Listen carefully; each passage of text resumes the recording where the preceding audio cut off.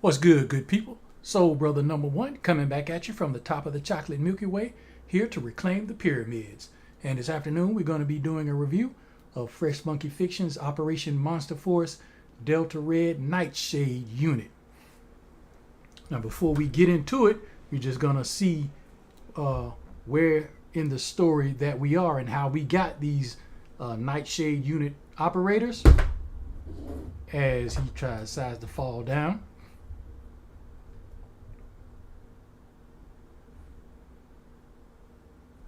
So what happens is, you're familiar with these guys. The original Delta, this is the Delta Red Nocturnal unit. And what happens, to recap, these special forces people volunteered to have vampire blood injected in them so that the Forgotten King, which is the bad guy in this story, would not be able to take control of them on the battlefield. So that worked for a little while until the bad guys came out with a werewolf. Apparently, this werewolf was taking it to them. They weren't able to kick butt and take names like they used to. So they had to come up with a way, some kind of way. And it says on the inside flap here, this cat, Mr. Legacy, who we will be getting down the line, was doing some research and found out that during a certain phase of the moon called the dark of the moon, whatever that is, the werewolves could not see a certain shade of blue. So what they did was they just took some of the Delta Red and outfitted them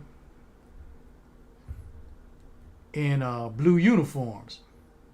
But the problem with that is not everything on them is blue. So are the werewolves able to see like the harness and everything like that? But I get that what they were going for, and it was a pretty decent storytelling. You know, since the werewolves can't see a certain shade of blue, we're gonna outfit our troops in blue, and they were able to go back to kicking butt and taking names like they were in the beginning. So now, on with the review, starting with the packaging. You know, I'm just digging this Operation Monster Force packaging. It changed up a little from season 1, but you still have a picture of the figure on the front. Got Delta Red Nightshade unit, number 12 in Roman numerals on here. Operation Monster Force up top. Let me move these back so I can get a little space to operate.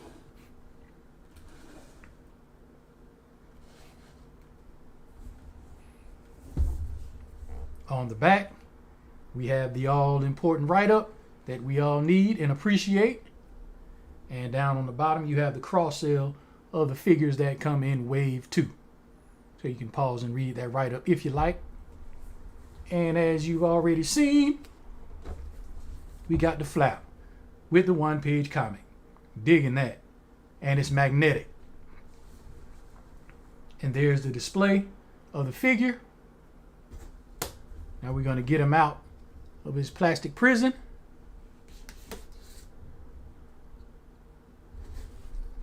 What's understood ain't got to be said.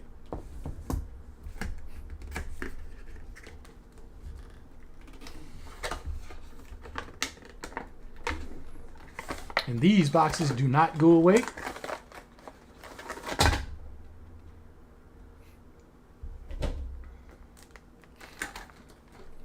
There he is in the clamshell.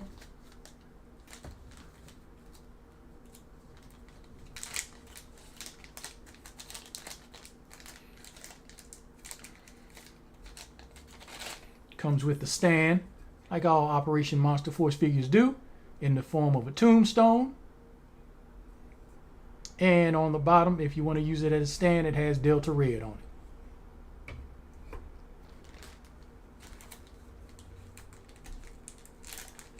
Comes with accessories. Blast effects. The same blast effects we've seen before. You have the smoke effect and 3 actual blast effects. You got this one,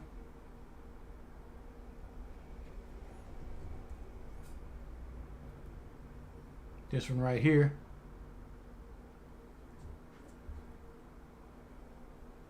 and that one. So nothing new on those blast effects.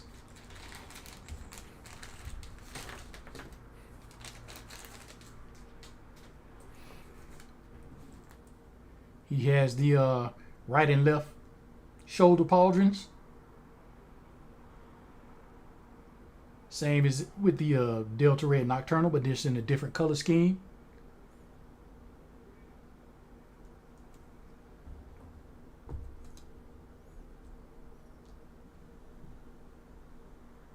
He has this thigh attachment that we're going to put on. And something different here in this series, it used to be where you could attach the gun holster onto this, but now they molded it on. I guess they were getting complaints about how the peg was too long and it was getting forced out, so they just molded it on, that thigh piece there, the holster for his sidearm, for this sidearm. And you see these sidearms are all in blue, so the werewolves can't see them. Has his radio. When does that work? Yeah. Some grenades.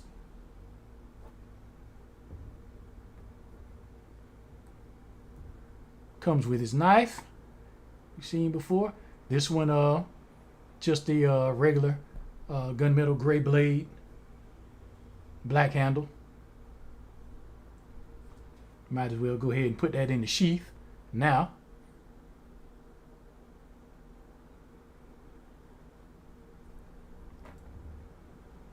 Some more grenades.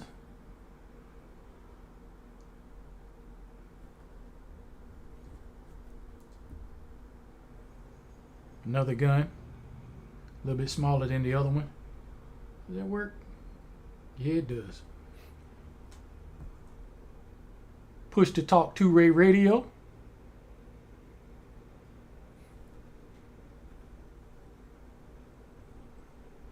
A pouch.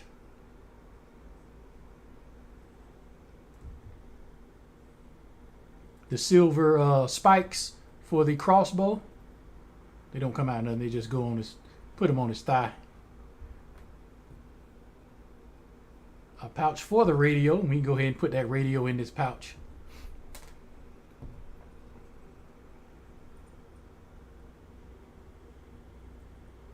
Because that's going to be on him somewhere.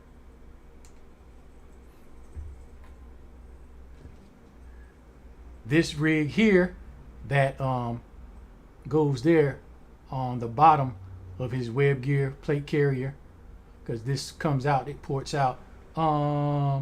This one is going to, let's see, yeah, I'm going to take that out, and then he's going to have this one on. And I guess is an insignia.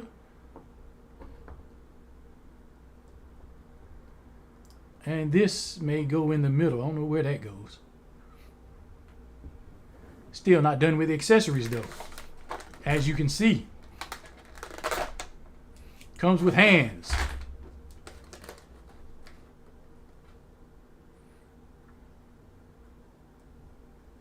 Has two, I'm gonna get your hands.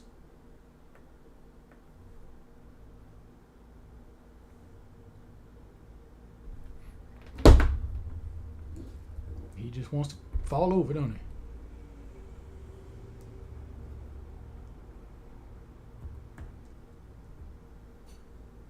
These are two C-grip hands.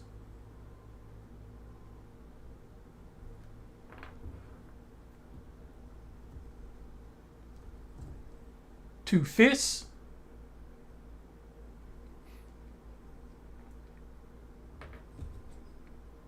One pointy finger hand.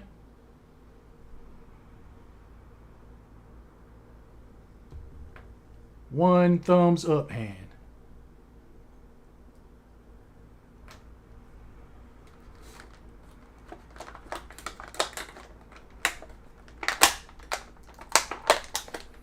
Comes with the crossbow that we've seen before with the first release of Declan Van Helsing. But it's in that blue, so the werewolves can't see it. Got some weathering on it, like it's been through some things.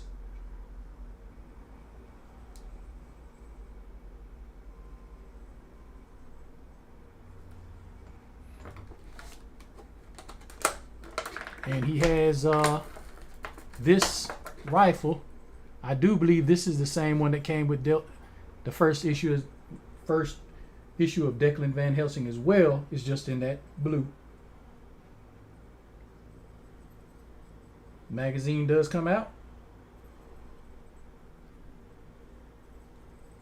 Well, this one don't look like it's want to come out. Hold on. There we go. Magazine comes out. See the silver paint apps bullets in there.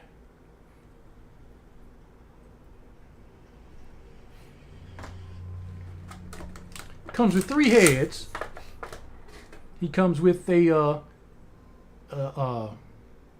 Delta Red vampire head. Same head we've seen before. Still just looks cool. Detail on that, on this head is just, I mean, Fresh Monkey Fiction is bringing it.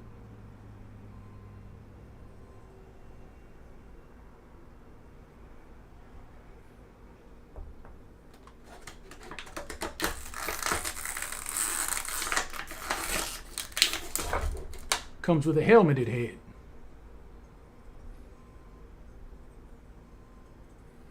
Gold and blue. The gold paint apps is molded in blue. No, I think that blue is paint too because it's black up under there.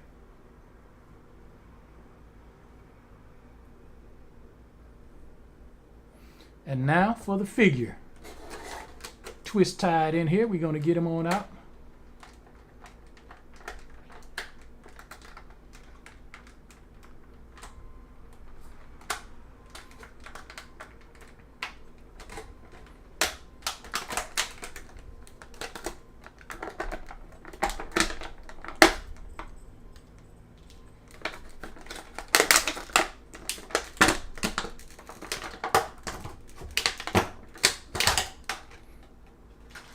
And there he is. And the thing I like about this is that, as you can see, he comes with Declan Van Helsing head that's on him.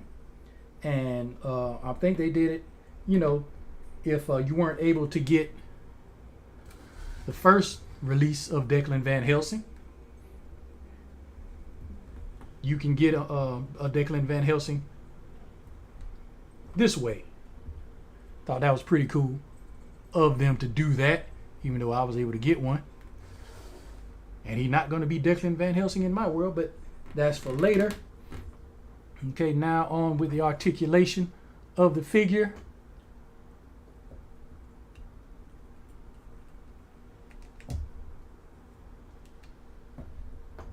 He can get the T-pose. Guess what, man? I ain't start with the head. Head gets 360. He can look up a great deal. Look down a great deal because of that separate, the neck is a separate joint. Now the T-pose. 360 at the shoulder.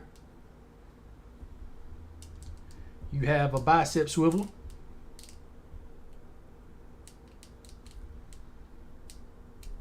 Double jointed pinless elbows.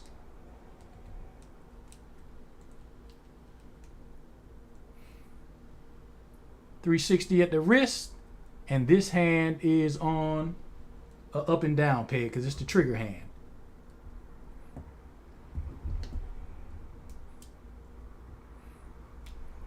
He has a diaphragm cut, but it's going to be hindered because of his rig that he has on. But he can go back about that far with it on. been crunched forward that far with it. Drop down hips.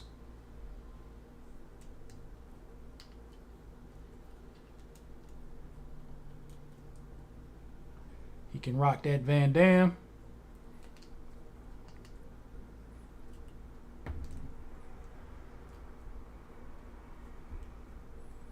Kick out, let's see, I think he can kick out 90, but those carabiners are in the way. Let's see.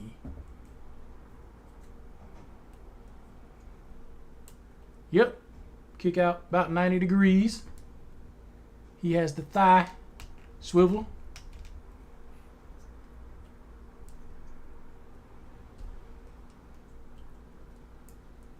The double jointed pinless knees.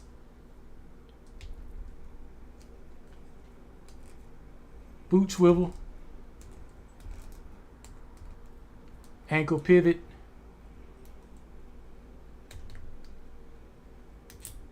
And the rocker.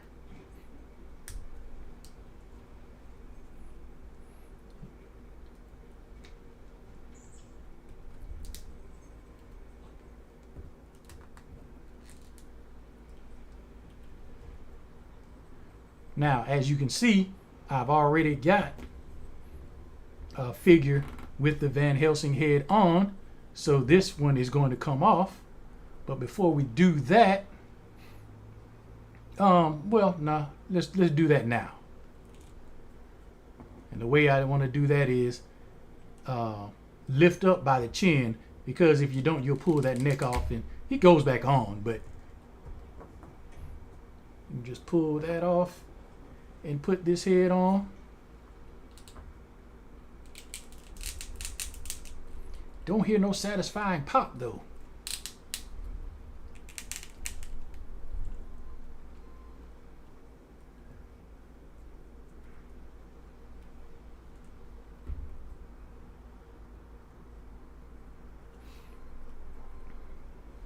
Okay, now we're gonna put, let's see.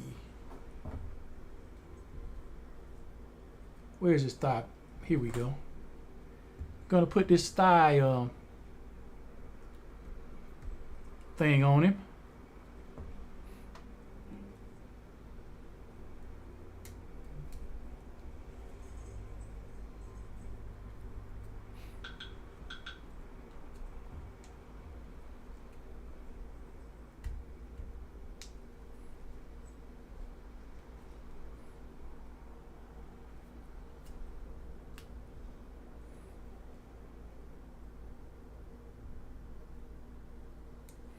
Got to work it around a little bit.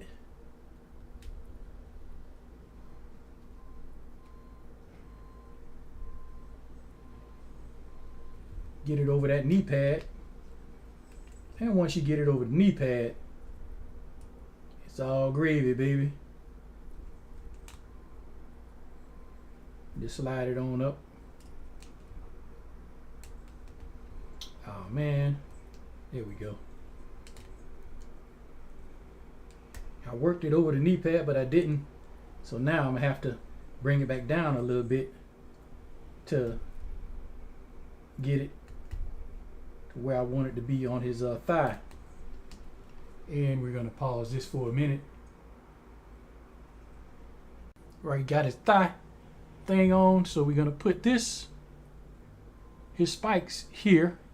They port right in.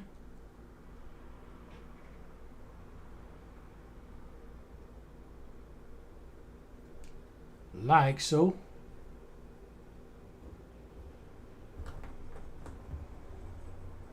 Going to put his firearm in the holster.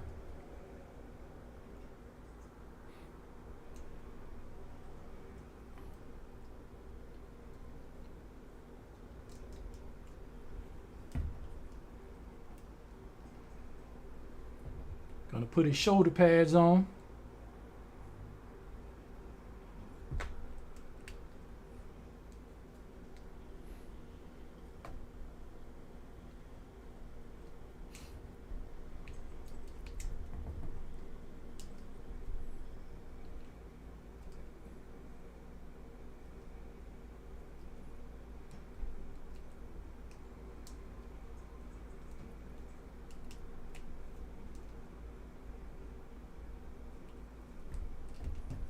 Getting them geared up for you.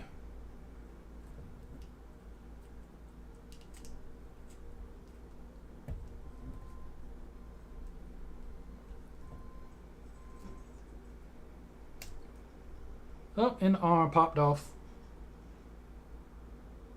And I don't know how that pops back on. Or did that just break? Just one moment. Okay, disaster reverted. I was able to pop the arm right back in. It didn't break or anything. It just popped out. Don't know if they're supposed to be modular like that or not. But you can pop the arms out and they have pegs and switch arms around if you choose to do that. I don't, but disaster averted. But after I did that, I went ahead and changed the this part of his rig. I switched it out from this one. I put the push to talk radio here, the receiver and the mic and the radio outfitted just like his other the other Nightshade unit figures I have over here. Put his knife in the back.